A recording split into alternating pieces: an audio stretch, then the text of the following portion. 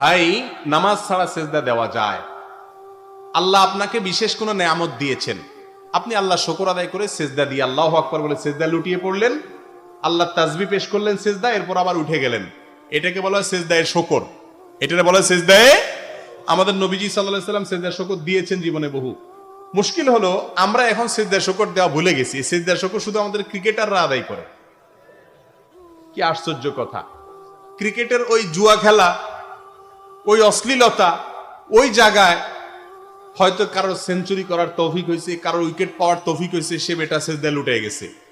কাজ যেটা করে সেটা খারাপ না, সেজদায় শুকর দেওয়াটা কি না খারাপ না, কিন্তু ওই জুয়া খেলার সাথে বা মানে আজকাল এই সমস্ত খেলার সাথে জুয়ার সম্পর্ক নানাভাবে আছে, আমরা জানি, সবাই জানি কম বেশ। ওর পরে তারা দিচ্ছে, আমরা বলবো আপনার জীবনে পরীক্ষা পাশ করেছেন, ভালো জায়গায় বিয়ে হয়েছে, কোন একটা অর্জন হয়েছে, একটা চাকরি হয়েছে, একটা ভালো কাজ হলো, ছেলেটা বিদেশ চলে গেছে, আল্লাহ তাআলা একটা নেয়ামত দিছেন, এই সংবাদ পাইছেন, সঙ্গে সঙ্গে সেজদায় লুটিয়ে পড়েন কিবলার দিকে। কথা কি বুঝাতে পারছি? এটা সুন্নাত, সেজদায় শুকর দেওয়া।